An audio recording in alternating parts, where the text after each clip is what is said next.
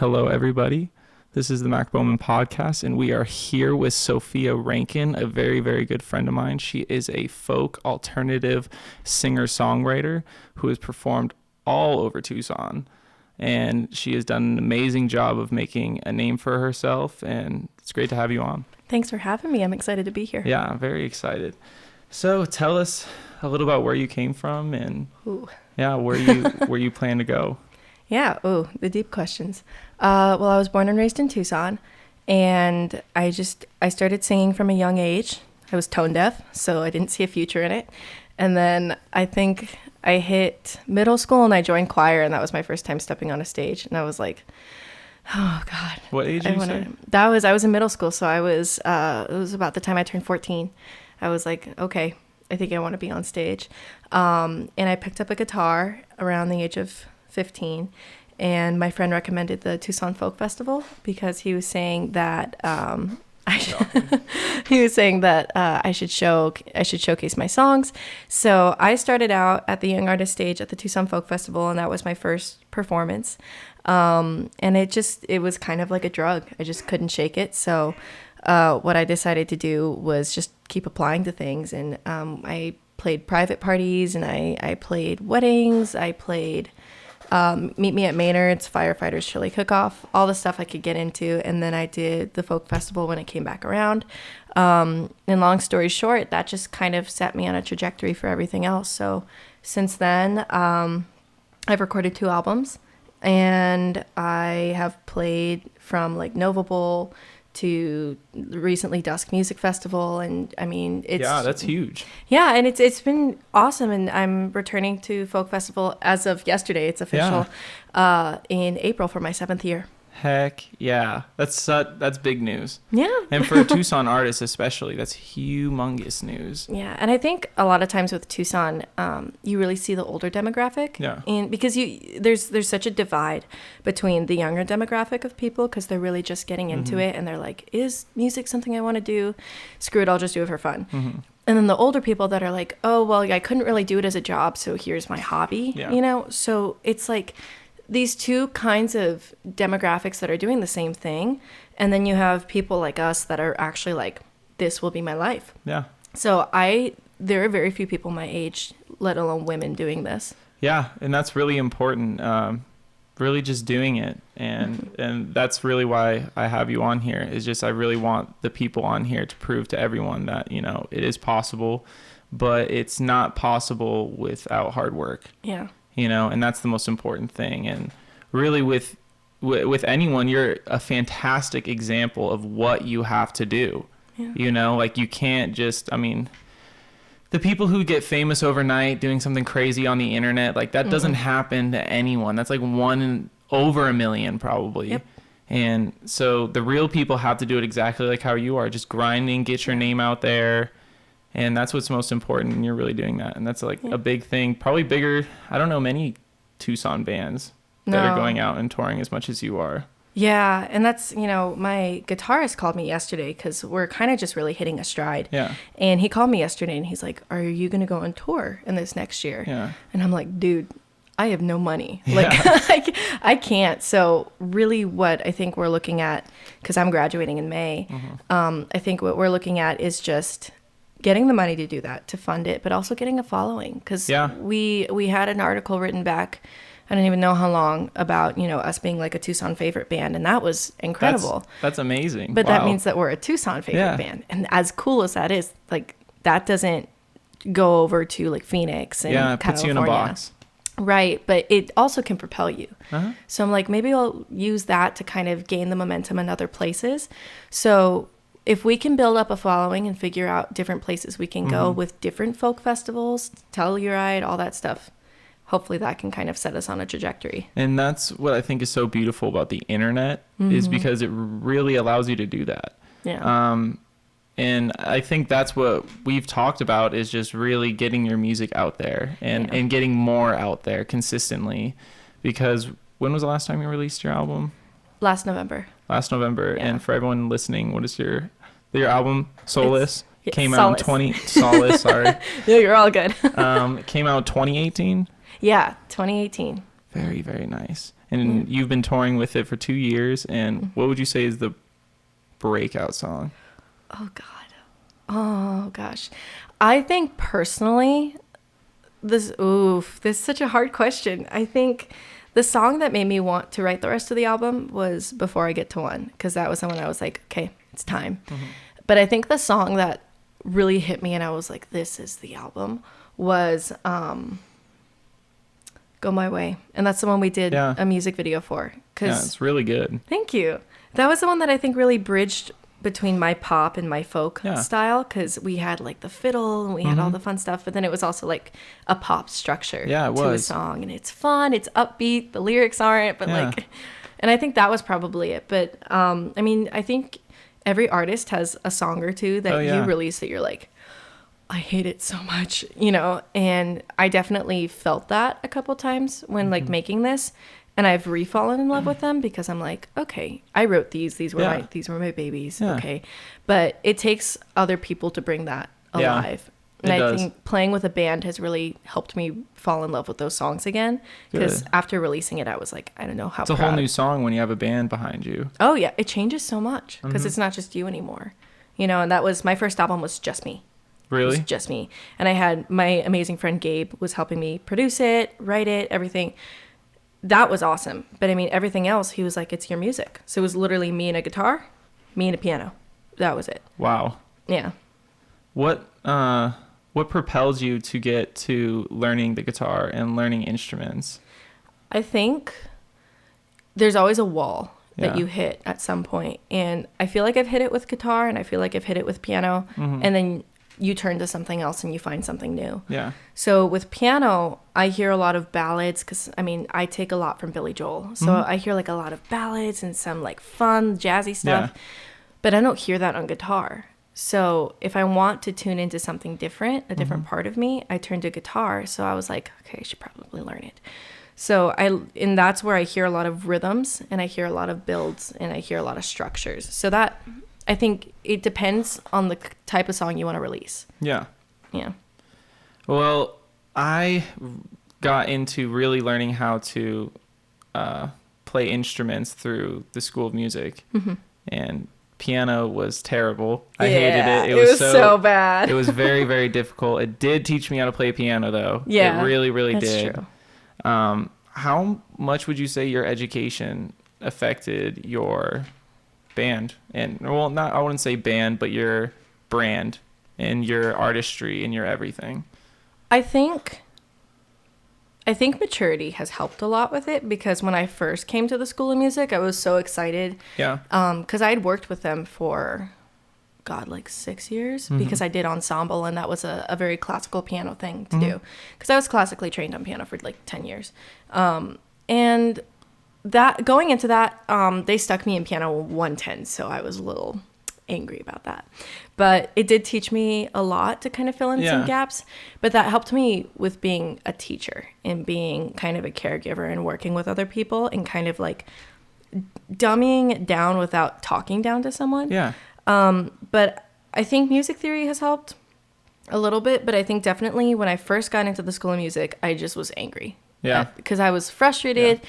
It wasn't my style of music. I wasn't practicing what I wanted. Well. Right. But then this last year, now that I work as a tutor and I use it to teach other people, and now working with a band, you have to have like a universal language that it's really helped. Yeah. But I mean, I think you have to take it with a grain of salt. Like, know what you don't like, know what you're not going to use, but also know what's going to be useful. So don't discard it, but also don't believe that it is law.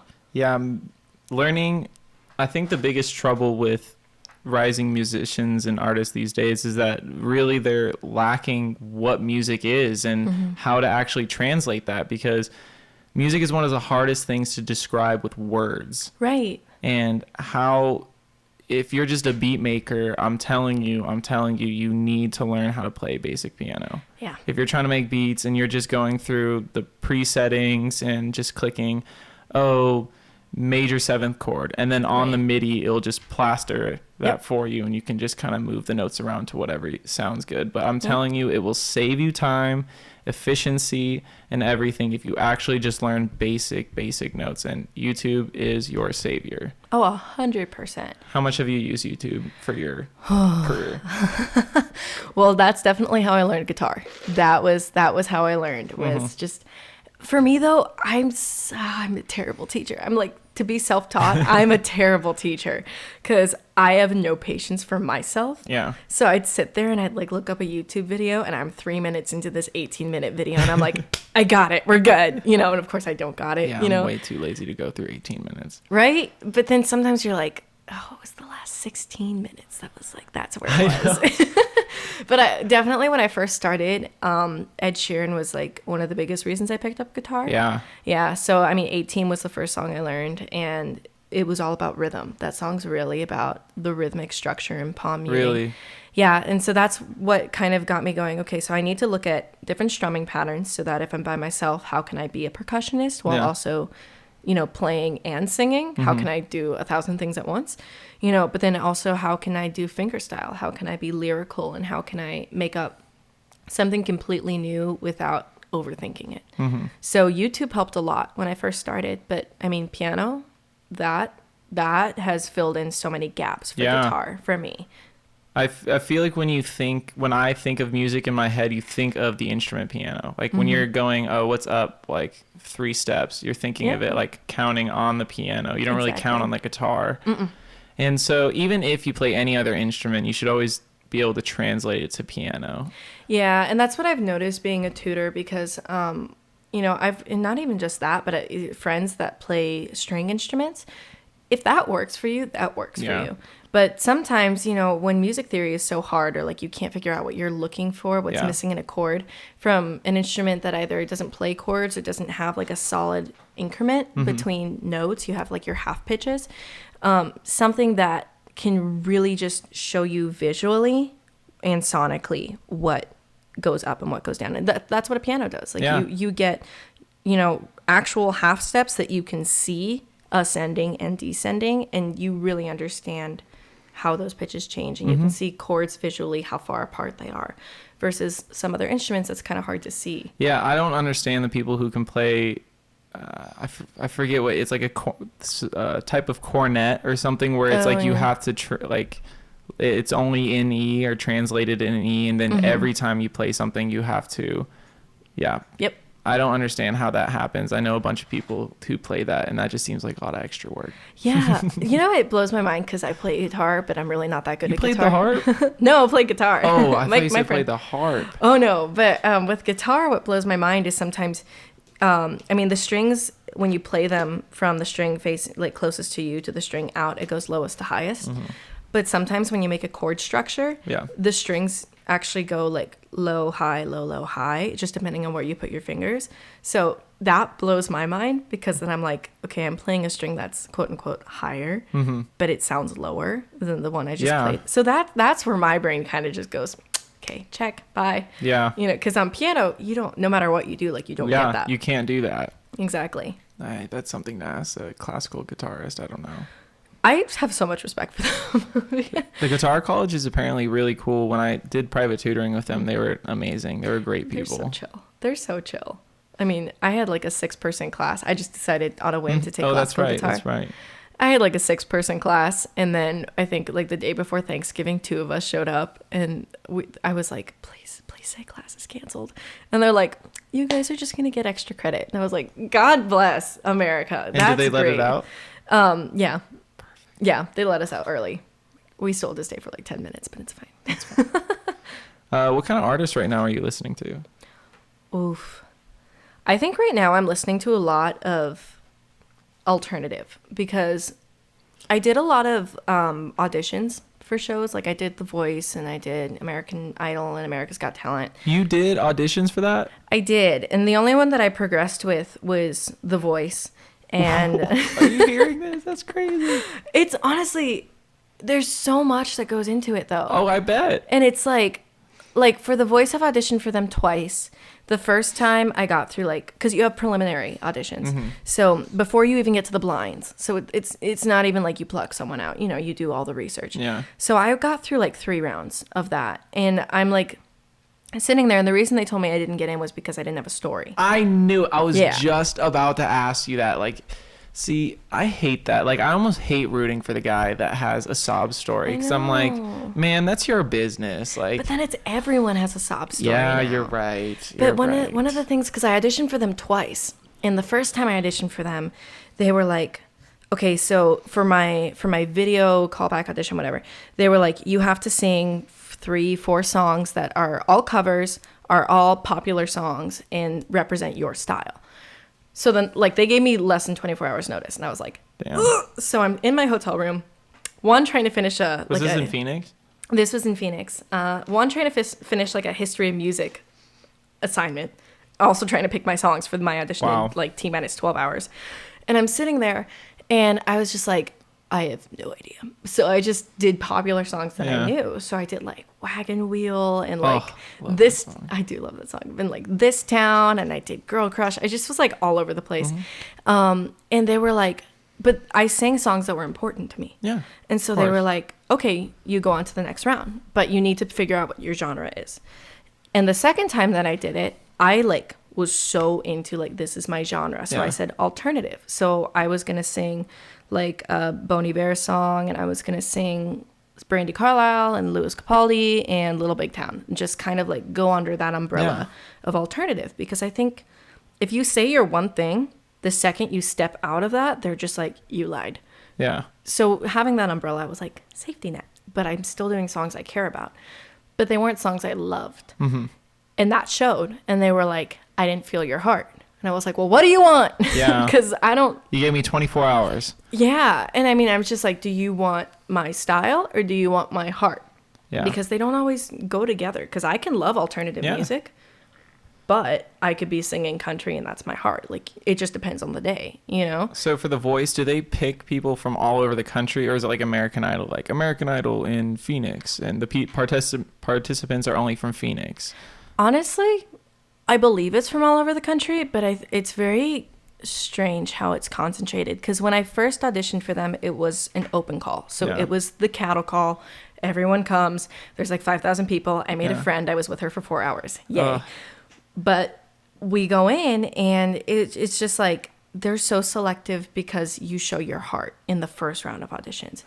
What I noticed with American Idol, and that was my first audition when I was 16, 8 hours. Inside like some concert hall, I forget where it is. It was here in Tucson, but it was an open call. It was 8 hours, and the guy who got in from my group, he had auditioned twice before, on the same tour bus. And they rejected him the first 2 times, and he was like, I drove here from San Diego. I followed you. So they let him in because he followed them. So I don't know what their selection process is sometimes, because then I also got an email for my second voice audition like this past July. And they were like, we'll be in Albuquerque. Come audition for us. Private audition. Private auditions are where it's at. Those are so good because they know you're coming. They kind of have a background on you. Someone recommended you. So they're like, okay, we want a private audition. And they're a little more like, give us more than just one song, more than 15 seconds, you know? So I like private auditions, but it was in Albuquerque. Oh my God. Why would they, was it just because they wanted you to go to the next spot? So I drove 8 hours to Albuquerque for an audition, went in for 2 minutes. They said nope. And then I turned around and drove 8 hours back. And honestly, it's like, how much is that worth it? Because I have a friend that was on The Voice that he actually sang on Solace. His name is Calvin Jarvis. Wow. Absolutely the most talented human that I think I've met. Really? And I mean, he had the story, but like the best family, that's his dad's studios where we recorded the album, One Shot Productions. And Calvin is just like, he's so talented. And he got to top 20. And then he just gets booted off. And then it's almost like he's forgotten. You know? But he's got this incredible voice, and he's doing shows here and there, but they're kind of just, they're not the caliber that he deserves. And I'm just sitting here thinking, how much are these shows worth it? You know? Yeah. And also, we have to remember as musicians and artists that are trying to make it out there, it's not how it used to be where we could just be good. We can't just be good at playing guitar, having a great voice, and having good songs. It's way more than that. Like, I mean, that's great that you have on your resume, and that's like an amazing thing for you to go like, the Voice contestant is playing tonight. Yeah. But I don't know, like you need to have the marketing for it. You need to have original songs, or at least covers or videos on YouTube of you doing those covers, and just, I don't know. It's just difficult these days, and it's just way more than just the voice. Because I hear on all these Reddit threads of how to become a successful musician. You Reddit fanatic. I am. There was this dude who put out his financial statement for his national tour, and just like what he thinks is most important that got him to where he's at. And he said that he knows tons of bands that are talented wise way better than him. Mm-hmm. But it was just that they spent more time into the marketing. And he said that was what it was. He says, we just marketed better than everyone else, and that's why we got the national tour. And it's so true. It's just, I hate marketing. I wish I could pay someone to do it. Yeah. No, I'm so with you on that. But then it's like, what if you pick the wrong person? Like, there's the anxiety of then having to deal with that. Oh, yeah. But it's hard because, I mean, when it comes to me with social media, I'm like, I've got my Instagram, I've got my Facebook, and everything's really professional. Yeah, your Instagram looks way better than mine. Oh, thank you. But I also want to show that I'm a human. Yeah. You know, because I didn't get my followers initially from being a singer. Yeah. Because I didn't always show that. I got them from being a person. Yeah. So I show that, but now it's like, oh, well, that's not professional to show that you're in college and you are in a sorority and you have family. Like, that's not professional. Mm-hmm. But then I'm like, but if I just post music, then I'm just annoying, you know? Because until people love me as a person, you know, right now in the phase that I'm in, how are they going to love my music? Like, no one's going to support you just from hearing it initially. That's kind of how my Instagram is, though. I just post about, I mean, every now and then I'll post some personal stuff, but I don't know. But then again, I'm not a big social media guy. I will, you know, post here and there, but I'm strictly about my music. I don't know. Good.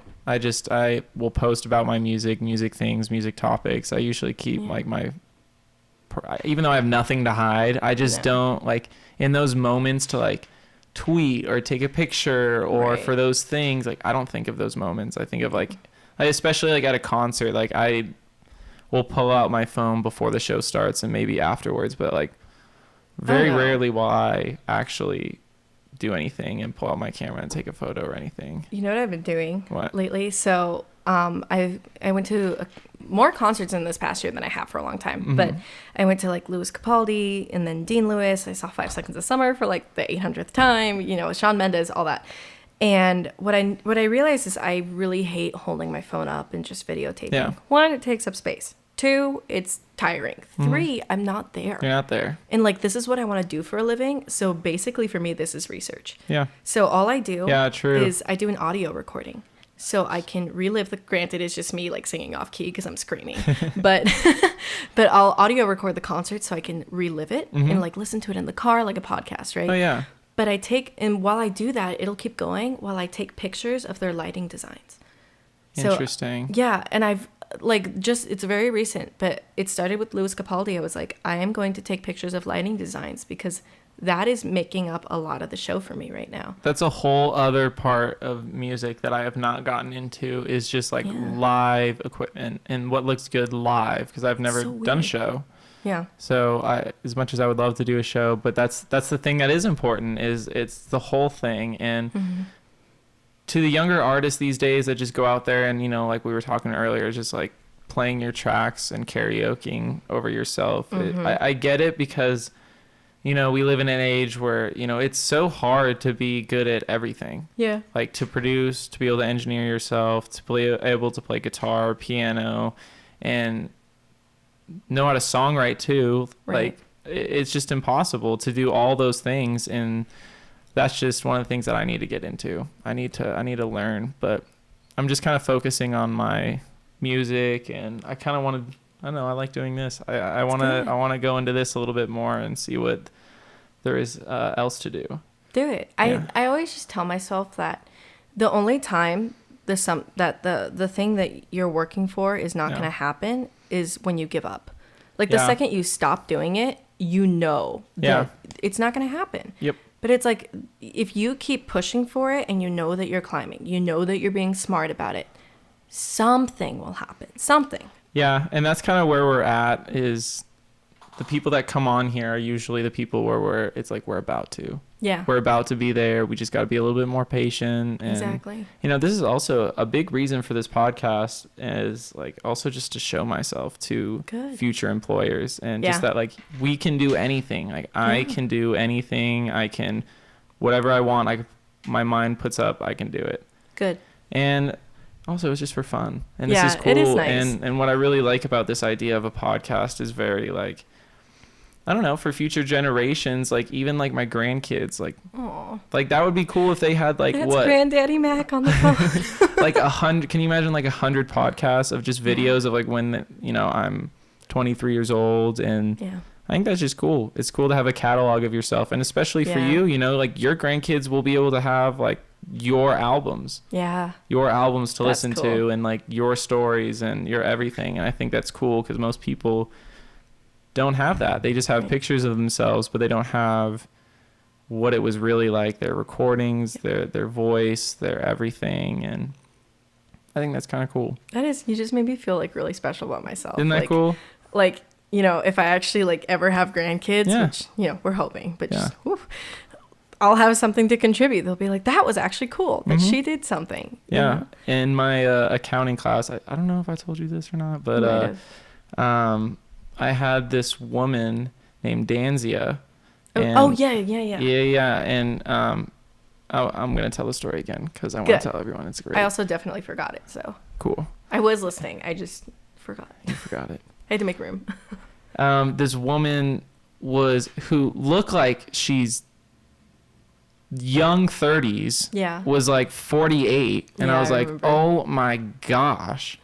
She looked amazing. And this whole semester we had just been talking about accounting, because it was just like, you know, like how much does like a school group have in common besides just like, you know, for assignments and stuff. And so, and everyone hates accounting. So once we were done with our project, it was like, all right, we're going home. Okay. You know, I don't want to deal with this.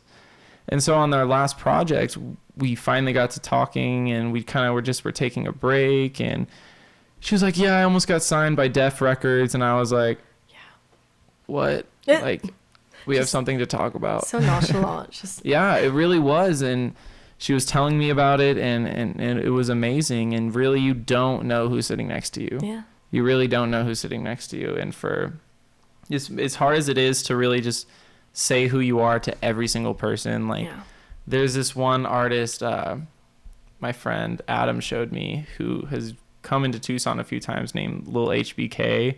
Okay. And I have heard that he's just a rapper, really cool. I've heard he's a cool guy, but I've heard every time like he meets people, like he'll like introduce himself as an artist. Nice. And I really don't want that for me, just because I feel like I don't want people to know me as an artist. I want people to know me as like a music entrepreneur, just like doing a bunch of things.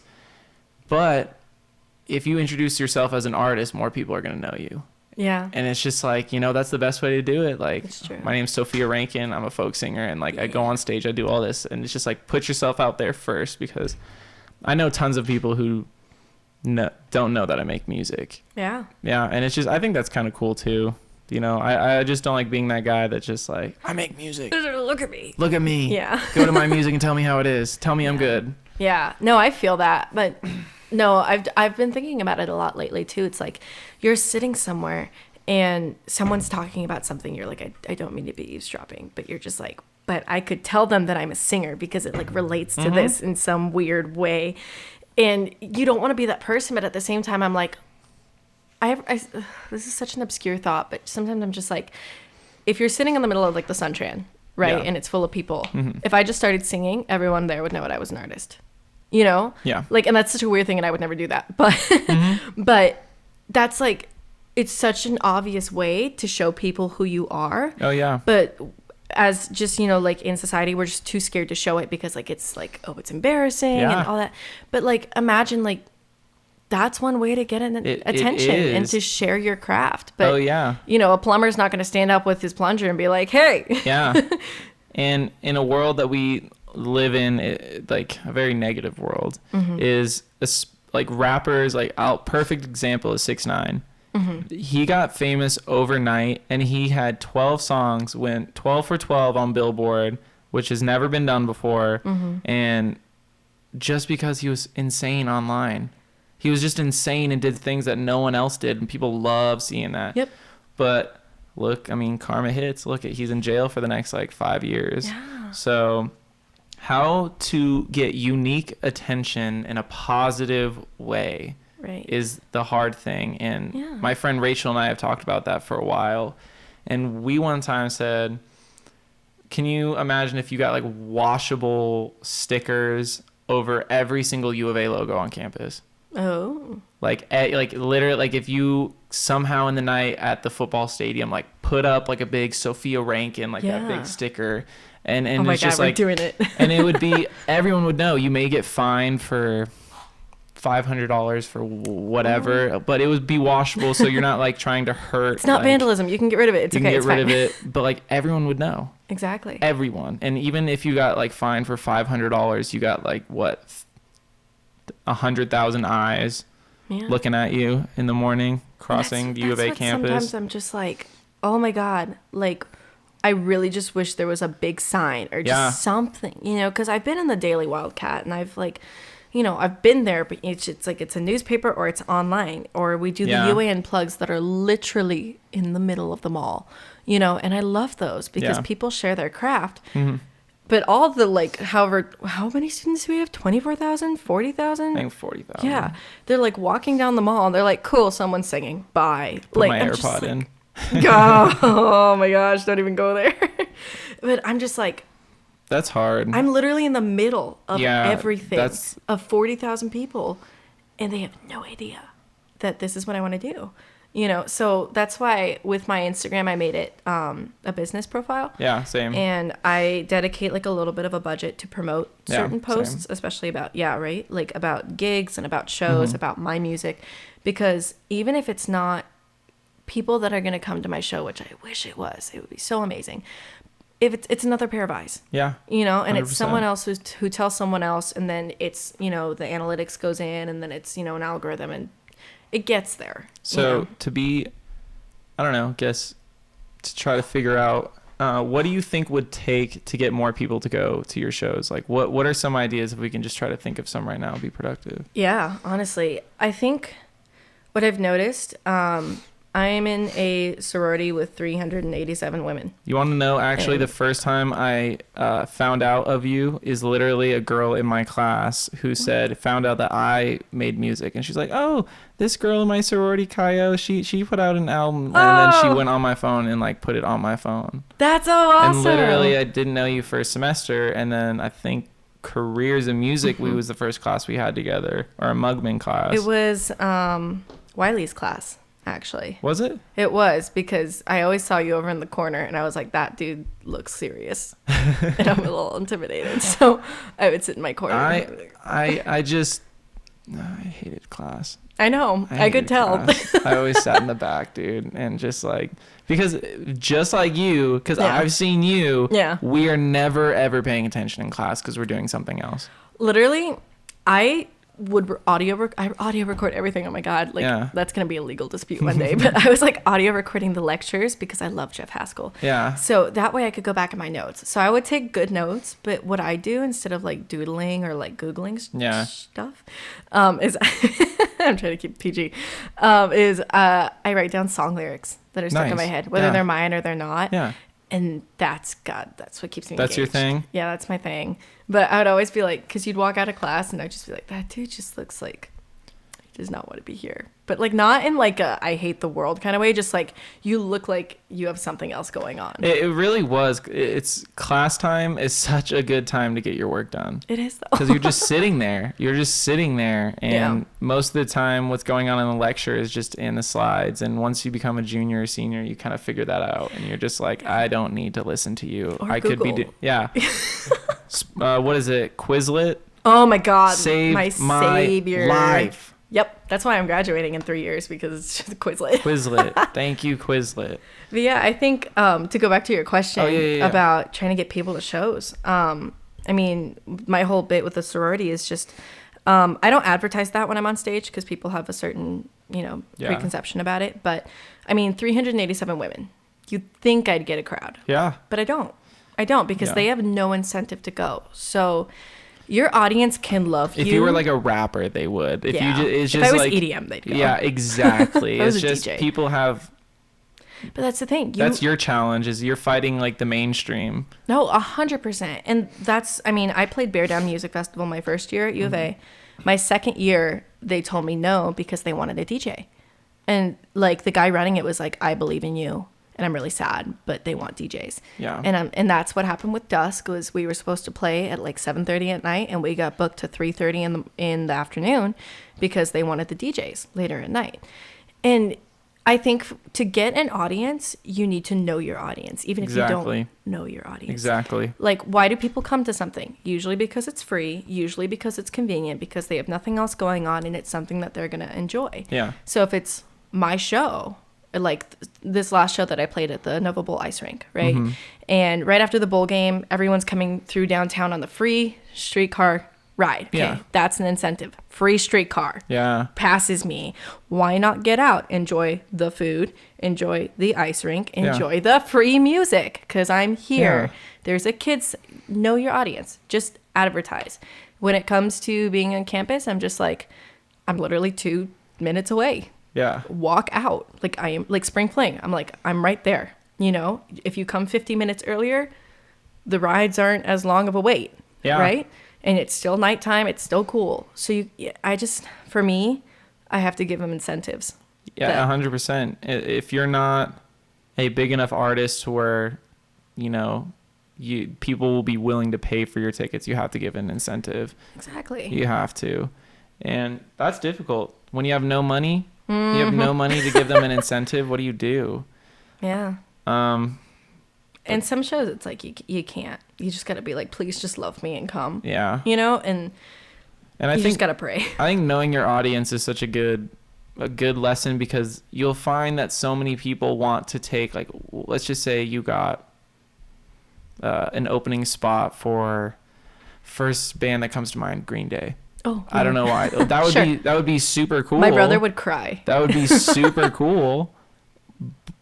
But is that your audience? Exactly. And people, you probably get almost booed off stage just because people are assholes as fans. Like, they'll be out there and be like, oh, these guys suck, and it's like, you don't know how long they've taken to be up there, and how big of a chance this is for them. Like, 100%. You don't have to like their music, but you can just stand and listen. And I hope that if I ever play a show and someone's trying to boo me off stage, I'll literally call them out and say, good.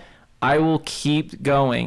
This is for practice for me. So like, you can keep yelling. You're going to hurt your voice more than me. Yeah. And then just make them feel bad. I like that. You're going to hurt your voice more than me. Make them feel bad that they're the one bringing negativity into the room. So that's what I was worried about with Dusk. And I've been really fortunate that the owner he's one of the co-founders of Dusk, wants to work with me more personally and like work with the band and keep us more involved in the show. But when we first got into it, I was like, one amazing music festival, huge, like 8,000 people as of last year. Who even knows for this year? And it's incredible. But I think what took me by surprise was that they let us in, because I was like, we're not a DJ. We're not EDM. We're not even like electroacoustic. So why? And then I walked around and they had Fits in the Tantrums and they, Tudor Cinema Club and all that. And I was just like, okay, so they have bands, but they're really sprinkled in because they're really trying to showcase these DJs. Yeah. So I am so excited to like keep working with them and grow that. But I also have to be conscious of, is that my audience? Yeah. Because then you get the people that just come to do drugs and just hang out and just be at a rave. 100%. And they're totally dissing an artist, whether it be an actual DJ producing their own music or a band getting up there and creating live music. Yeah. It's... Yep, definitely knowing your artist. And it's also subjective to the people that help you. So the guy who at Dusk who helps you, he actually sees that. He actually sees live music. And it sucks, though, that you had to be bumped down because of that. But that's just how it works. They're just trying to fit whoever. They're literally trying to fit the model of the lineup to what the 100%. audience wants to be. And in their defense, he apologized, which I That's completely cool. respect. That's cool. But in their defense, logically it makes sense because you have the band go first, and then every other act on that stage was a DJ. Yeah. So that just means bring your computer up. We'll Yeah. hook you up to an amp. You're done. Yeah, true. Versus us, I'm like, okay, so I need 2 monitors. I need a mic Yeah, stand. yeah. I'm a little high maintenance. So that's the problem. But that's what's cool too. Yeah. I think that's cool. Oh, it's so interesting to see how much goes into it, and just like what do you bring on stage and how can we build this sound? Like this last show we played, I was just like doing the sound check and building everything up. It's so cool to have so many parts instead of just like plug in and be like, I'm ready. So tell me a little bit about your band so everyone can hear about your band and what your band looks like. Yeah. So right now, my band, we go under my name. And that's just been a point of conversation. But the biggest argument for that is because the only constant in my band is me. Yep. We have kind of gone through some changes the past almost 2 years. I've played solo for 6 years with on and off people coming in, different musicians. So usually when it's a more acoustic gig, I play with my friend Tom, who's a fire chief, and he's just he's bluegrass. great. Oh, He's so good. Yeah, you saw the show with him. He's just a bluegrass guitarist, amazing. Yeah. For a little while, I played with these 2 brothers that were fiddle and cello players, and they were awesome. And that reconnected me with my folk roots, which I really liked. Was that the guy in the music video too? Yeah, that was Will. Oh, I love him. And so we just kind of went through some changes, but the most solid formation that we have right now is we have bass, me on acoustic guitar, an electric guitar lead, drums, and backup vocal with tambourine. So then I think the most constant with that has been the lead guitarist, and his name is Diego. He and my brother are both in the band, and they are 18. Well, Diego's almost 18. Very, very talented for 18. Oh, I know. They're so wicked talented. And I think it's really cool because they haven't had stage experience with anyone else. So they only know stage with me and with each other. Yeah. So they kind of get to mold their own experience. And right now, my friend Emily is singing backup vocals, and she plays tambourine, which is, surprisingly enough, a tambourine fills out so much. And I had like no idea. It's like I'm trying to think of the term, the music theory term. It's like where it's almost like a constant in the background that you forget about it. Like a drone almost. Yes, a drone, a mellodrone. Yeah, I think that's what it is. Nice, good job. I know. Education. Just graduated. Oh, he's so proud. And and then we have a bassist, and that's been my friend Matt. And he's just funny. Matt's the best. He is going to be on the podcast soon, everybody, so you get to meet him yourself. What a man. He is a man. He's in Chicago right now. We miss him dearly. Well, and that's the thing. So he's been in Chicago, and Emily's been home in Sierra Vista. So with that means we change out members. So we filled in bass with my friend Mitch, who Matt introduced to me. Yeah. And God, he's awesome. He was at Nova Bowl. That was our first gig together. And then my friend Inga, who she sung on both my albums, both Reverie and Solace. She knows my voice like the back of her hand. Yeah. She looks like my little sister, so people eat it up. But she stepped in for Nova Bowl. So, I mean, even Diego sometimes has school. He's got stuff. Yeah. Even Connor has stuff. So we have to have backups for everyone. Yeah. Because right now, sometimes I'll do solo gigs. Sometimes I do duets. Sometimes I do the band. And I'm really trying to work more with the band, but sometimes it's just not feasible. So it isn't. Yeah, absolutely. What happens when that does happen, when people are out of town and you have a show coming up and you're trying to scramble for somebody to play? Yeah. Will you just go down to solo? Will you just say, sorry guys, like we don't have a full band here, like I just got to do a solo gig on this one? Honestly, it really depends. So like say like this upcoming gig. So we have a gig at Finney's Landing tomorrow from 8 to 11 p.m. Right? Everyone show up. No, please do. Please, please, please. Because then I might actually get hired as like a permanent band. Ooh. Yeah, so we need people. What time did you say? 8 to 11. Finney's Landing? Finney's Landing. Where is that again? It is on Swan and Sunrise. Swan and Sunrise. Yeah, you go past the McDonald's. And then there's Finney's. Yeah. It's cute. It's like a little surf and turf place. Have you ever played there before? I haven't, but... Oh, wait. Yes, I have. I'm old. I don't actually know. I think I have. I think I sang there. Oh my God, yes. I've played there before. Okay, I'm good. I'm fine. But it wasn't as a band. It was okay. like me stepping in and doing something with my friend Tom. And that was basically it. Was it like covers and stuff? It was some covers, but there's this amazing band. Their name is Ryan Hood. And they're a Tucson local band. I love Ryan They're Hood. so good. And shout out Tucson band. They are actually they are a huge Tucson band. They're amazing. They're one of the few so Tucson talented. bands that actually like tour nationwide. Yeah. Yeah. Internationally too. They just went on an international tour. Like Good for Australia. All that. Oh, and they stick to their roots. That's what I like about them is they're not trying to do anything pop. They're just trying to make music that sounds really good and travel, make money off of music. Literally the dream. Talented. They're so talented. And they're so nice. Like I talk to them at every concert and they're like, "Hi, Sophia." And I'm like, "Thank God you don't kick me out because I think I'm a stalker." But first time I met them, I opened for them at Folk Fest. And Cameron, and I was talking to Ryan too, but Cameron was like, if you're writing your own stuff, you never stop. Don't ever become a cover band. Yeah. Never become a cover artist. Yeah. There will be gigs that you have to, but don't let it define you. Yeah. And that's something that the band and I have had so many discussions about, because when we have these 3-hour gigs, you have to do covers or else you'll die.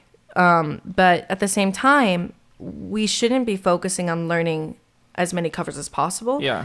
Because then we don't leave room to create. Yeah. You know, and that's what you have to do, 100%. especially with a new band dynamic. Create music. And I think that's how every artist starts, is doing covers. Yeah. I don't know if you're good friends with Carly Cupani. I know her. We're friends. We're friends. Yeah, just from class, and she's released multiple things on SoundCloud that's gotten a good amount of attention, and they were just covers.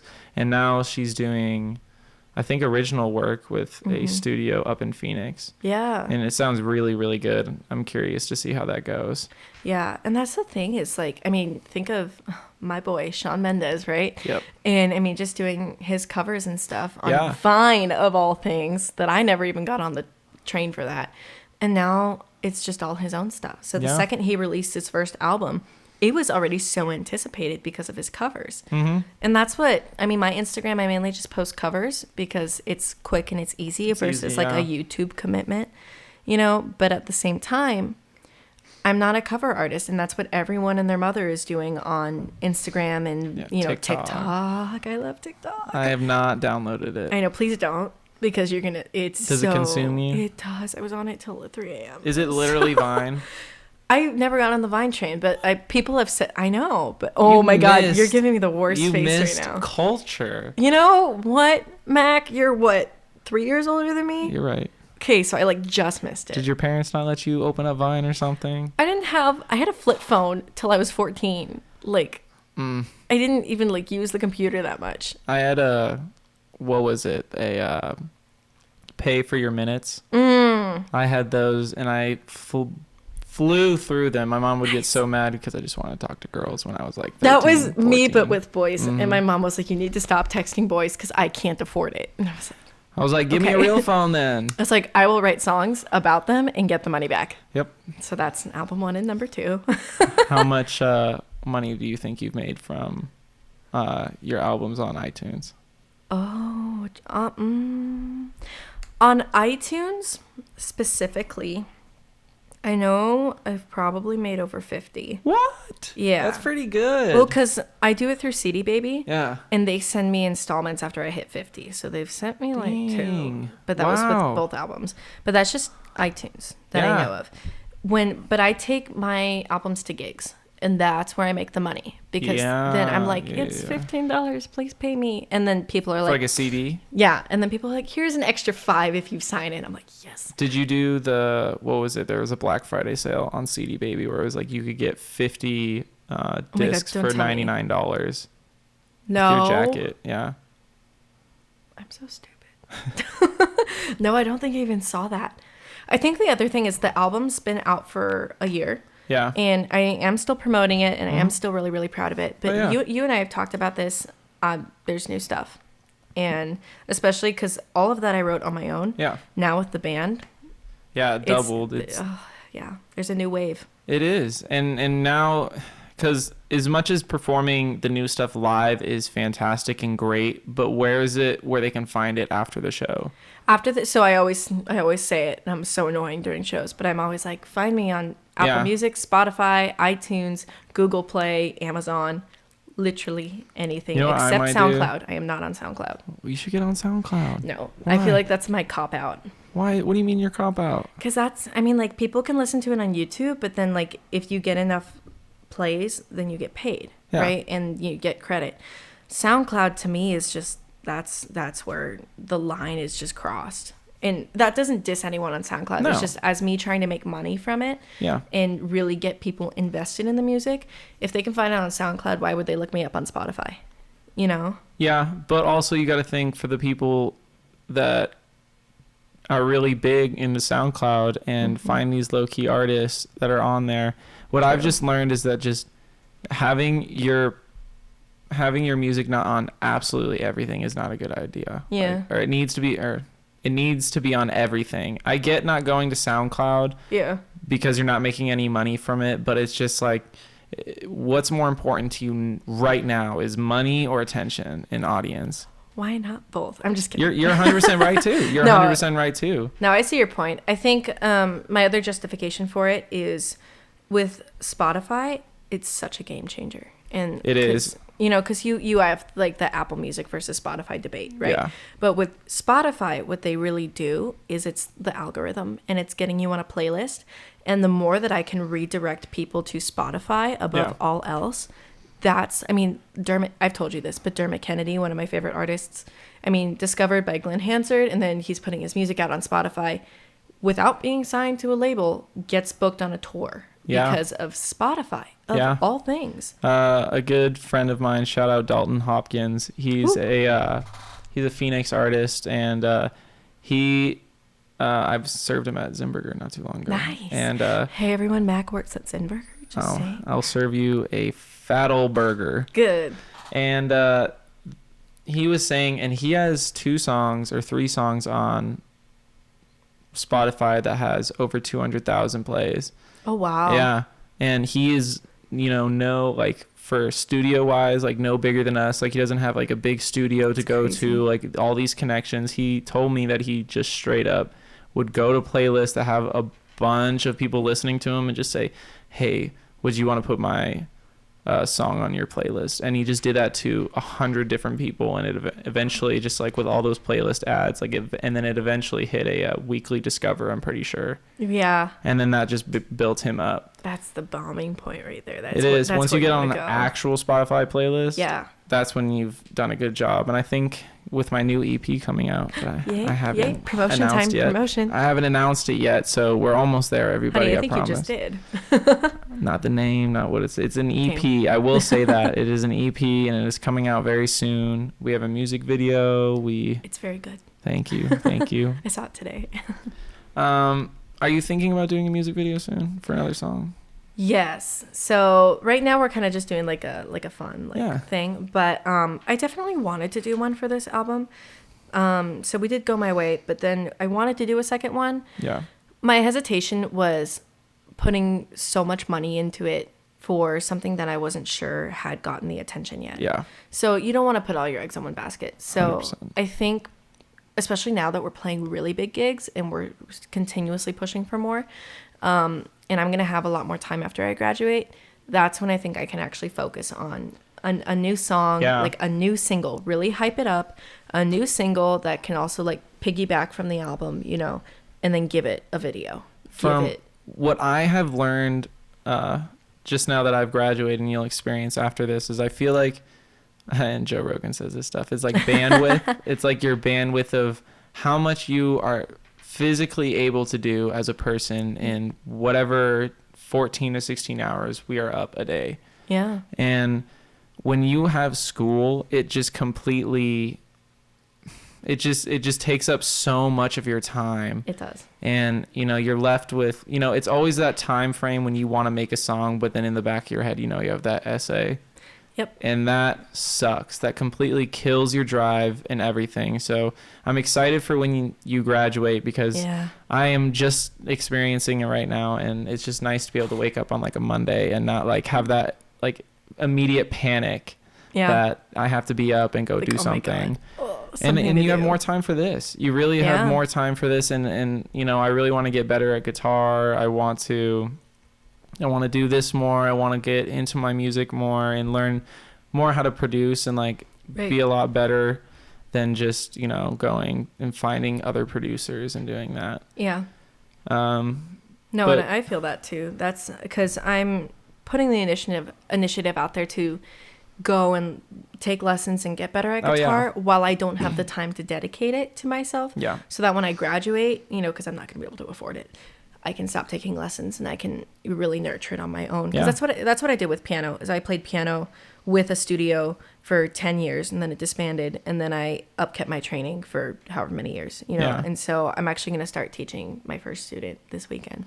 Very cool. Yeah. How old are they? She's 6. Oh, I know. I'm actually terrified. I'm like, what if I ruin her life? Like, what if I make her hate piano? you won't. I won't. I'll be kind. I won't like. Hopefully her parent isn't like forcing her to like love music. And it's actually, so it's the guy from Dusk. It's his daughter. Oh. So he asked me if I would teach her piano because he saw me play piano at Dusk. And he says, she is an amazing teacher now, but she looks up to you already because you're a female on stage. Yeah. And I want her to work with someone that she could become. And I was like, oh. Why would you say you are so inspired by wanting more females on that stage? I think this is a very new standpoint for me because I was never like... Yeah, no, and it's not... I'm not trying to ask like this big topic question. It's just like you seem to be passionate about it, and I really want to hear why. Yeah, so I'm like, I am woman power inside, but I'm just not like someone that walks around saying it. Yeah. But so we got to Battle of the Bands for Dusk, and there's 5 bands playing, and every single band except mine, all men. Mm-hmm. And I'm just sitting here, and I had never realized how much, you know, just male presence is around me at all times. You know, even my band is primarily male, you know, and I'm just sitting here and I'm just like, why is that a norm? Mm-hmm. You know? So I'm just like, we got in, and then I was really bored one day at work, and I looked at the entire lineup, and I think it was like 32 acts. And out of 32 acts, 6 of them, if you count backup singers, had women. Wow. 6 out of 32. I played on one of the 3 stages, and out of the 2 days, me and Emily were the only 2 females, and we were in the same band that stepped on that stage. That's wild. And so I think for me, I look around Tucson and I see talented females, and then I see some females that are kind of a part of that older demographic that just do it to do it. Yeah. And I don't see people my age, let alone women at all. There are like no girls my age that are really pushing for this because they're either out just doing covers or they're out just, you know, trying to be an influencer or doing something else. Someone my age, we're really not trying to make any waves, you know? Yeah. And I mean, that's just in Tucson. That's not just in general. But when I go to festivals, I don't see it. But even now, when we think about it, like how many rising young women that are not like, you know, like a rapper, the next women rapper, like who, or have whistle tone of all things, like who is the next one? I can't even name. I think Chelsea Cutler is the only one that I can really think of, and she's about to put out her studio debut album, like and. Like for good, like a real major record label. That's cool. And that's really cool. You know who I can think of though that I absolutely adore? You'd probably know more, yeah. Maggie Rogers. Yeah, you are right. She's like, cause you know. She got a voice. Well, and Pharrell Williams walked into her like New York University master class, and he heard her song and he was like, "It's perfect." And then overnight. Yeah, okay, so that was convenient for her, you know, but she's also wicked talented. Oh, yeah. And I'm just sitting here, and I think I get it from Brandi Carlile, who is my one and only true inspiration, like the reason I got on stage. Good. I started listening to her when I was 8. Good. Saw her when I was 9, and she hosts this festival called Girls Just Want a Weekend. Yeah. All-female music festival. That's awesome. It is awesome. I think my only reservation is don't get females just to get females. Yeah, true. Get females who deserve it. And I think that's what she really strives for. Good. And that's really what it is you don't want to make it feel like, oh, we're just putting you here because you're a girl. You're a girl. No, and that's kind of what I like even about the music in the top charts. It's like you don't have to be a male. Like, I'm sure predominantly the people who hit number one are male, but that's probably because there's more male artists out there. Right. But the charts don't lie. Like, if you have a catchy song and people love that, it's going to hit number one. So, exactly. And that's why it's like, you got to work for it. Whoever works hardest is going to do it. 100%. And I mean, that was something I was thinking about, because this year I went to a lot of concerts because I was like, they're here, I'm going. And looking back at all the artists that I saw, that it was like a concert I paid for. Yeah. Dean Lewis, Louis Capaldi, Shawn Mendes, 5 Seconds of Summer, like all men. They're all men. Yeah. And it's not because they're not deserving, you know, it's just that the women that I wanted to see aren't here, you know, and then there aren't very many that I want to see because they're not really. And I think it's something different, like, you know, just having, I mean, to be fair, I don't have a lot of female role models. I just don't. And I think that's just because maybe I'm a dude and I don't know. I really don't know how that goes into it, but like, it would make sense that you would have a lot of female role models. And I think, you know, it kind of sucks to be limited. You know, you feel limited on like who you can actually look up to in the music community now. Yeah. And I feel like looking up to Taylor Swift, like looking up to people who have sold out, because I feel like as much as Taylor Swift, she deserves her attention. She deserves to be where she's at. She is very, very talented. However, I feel like she did sell out a little bit. Yeah. And I feel like 100%. Anyone who hits arenas like that has to sell out a little bit. And that's just kind of the career you want to go down. Yeah. You know, I feel like Logic was a really good example because he was highly respected in the hip hop community for a long time. Like very, very good at lyricism, and his beats were good. Everyone respected him. And then he put out his Everybody album, which was like his commercial hit, like the 1-800 song and all of that. And that just, I don't know. I've noticed, I've said this before to some people, but this comes in. It's, why do you think Drake is so big? I have no idea. It's because he doesn't stand for anything. Why do you think Kanye West has lost so many fans? Because he stands for something. He stands for everything. He stood for Trump literally because people told him you can't. And he lost 5 million followers in one day. Regardless of how you feel, it shouldn't matter how you feel politically.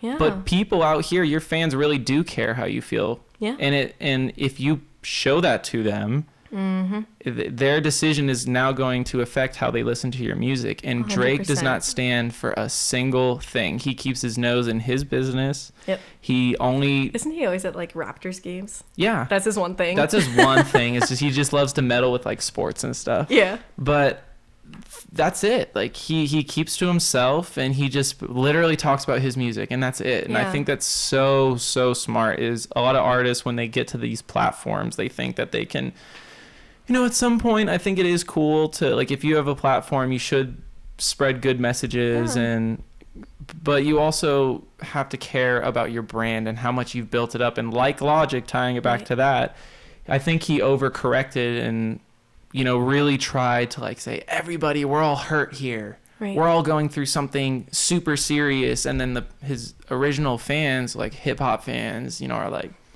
yo, man, like, you know, you weren't talking about like this beforehand. Right. And now we have all these new fans that don't know a single album or a single track before this album. Yeah. And it didn't really mix well. Yeah. And so I think staying true to yourself and not trying to sell out is a really difficult thing, especially when you have a label saying, we'll give you like $10 million. Oh my God. And that's something that, like, when I get on stage, you know, it's like I want to get up there and I want to feel attractive and I want to feel confident. Yeah. But then you also have to think, like, I don't want to dress that way, even though I know that would, like, get attention, you know, because that's not me. You know, I don't want to sing this, even though I know it would get attention because it's terrible. I guess that's something that us men, we never, ever have to think about, I feel like, on stage is, like being attractive sells. Like, you can't just be up and be a good singer. Like, you have to dress up to the nine, get up on that stage and look really good for people to look. If I get on stage and I don't wear makeup and I'm not dressed to the T, people think I don't care. Versus when like going to like the Battle of the Bands or even at Dusk. Oh my God. Let me tell you, like not like the high end bands, but like some of like the starting out bands, they get on stage and they're wearing like flannels, t-shirts and jeans and everyone's like, oh my God, they're so cute. They're like cohesive. Yeah. If you look at like that picture, like I'm in like the tightest thing I can find, and I loved it. Like it was really cute. But you know, I'm putting on a show. I went blonde for Dusk. Like I just you did. I did. That was not a fun time. My sister just went blonde. She for the first time ever. She's never dyed her hair and went for it. And how's she liking it? It looked good. That's good. Mine was interesting. She said it took her like 6 hours. Yeah, it takes a hot minute. I only got partial highlights, but I walked into rehearsal and they were like, oh, what? And I went, I know. Like I had a moment. I did. It just kind of like it. I'm just a brunette. It just didn't work for me, but it was good for Dusk. It was flashy. Mm-hmm. But that's the thing is even Battle of the Bands, even like this last gig that we played, like the rest of the band, you know, dressed up. But I was looking at the band that followed us, t-shirt and jeans. In love of my life, Ed Sheeran. I will always support him. He will walk out in a t-shirt and jeans, you know. But then look at any female. If she just walked out in a t-shirt and jeans, we'd be like, oh, she's like, casual. Who's this uggo right? on Like, stage? Oh, she's casual today, you know. Like if she's not putting something out there to be like, look at me, look at my body. Like Billie Eilish, even though she's got the whole stand of like, don't look at my body. She gives you something to look at. She puts on something crazy. Exactly. There was this rapper. It's an old head rapper. I'm forgetting his name right now. But he was so fat that he used to tour nationally sitting on a chair and rap from the chair because he was so fat. Can you imagine? People buying your tickets to see you sit there. I was at that famous. Okay, if you guys can remember that famous thing of a video of 2 Chainz walking out on the wheelchair, like because he broke. I'm so uncultured. So the video was he went on a tour and he canceled like the first 5 tour stops, so that made Tucson the first stop on his what was that Pink album tour? It was like the girls, Pretty Girls Love Trap. Okay, that's what it was. I'm just gonna nod. He came out in a wheelchair and performed the whole time in a wheelchair, and he just had this bad girl, dude, just really hot girl, just push him the whole time. Oh my God. And he killed it, and it was so cool. It was so cool. That's stardom right there. Mm-hmm. That's when you make it big. You just have someone pushing you around. But then you're a rapper and you don't have to do anything but hold the mic. So true. Also very true. Yeah, something I never thought about a lot before was stage presence. Yeah.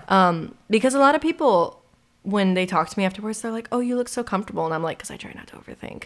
Yeah. Granted, inside I'm dying. But like, I love it so much. But then with a band, stage presence takes a whole new turn. Because you're like, I have to interact with people. And especially for me, because I'm like the front man, right? So I have to cue them for certain things. Like if for some reason I'm going to skip an interlude or I want to end now or we're going to drag it out, like I have to cue them for things, you know? So I have to figure out what I'm doing. And then I also have to like look cute and interact with them. And then I also have to be like, oh my God, stop playing right now, you know? Tell me what is going on when a singer and a guitarist have this intimate moment of staring at each other playing something really intense. Like, what are you guys doing there? Are you trying to look at when he's about to stop playing? Or are you just in the moment, like, you're killing it, I'm killing it, I want everyone to know that we're killing it? Like, it always made me laugh when I saw that. That I just kill. That's why I don't do that, because I would bust up laughing. I know. I would just be like, oh my God, Matt is losing his mind. Right. I think for me, because when I play with like my friend Tom, like he's like a dad to me, you know? So for me, it's really easy. Like he's playing and I know he's so into the guitar that I could sing anything and he'd be fine. That's cool. So for me, it's kind of a connection that I'm just like, I'm gonna chill and I'm gonna do my own thing. And then when we want to end it, it's kind of like we know when to look at each other. It's like music is magical. Like that's something that I've never and I still want to experience. Is I'm not good at any instrument to where I can jam. Like everyone can throw in and just jam. Like I can't do that yet.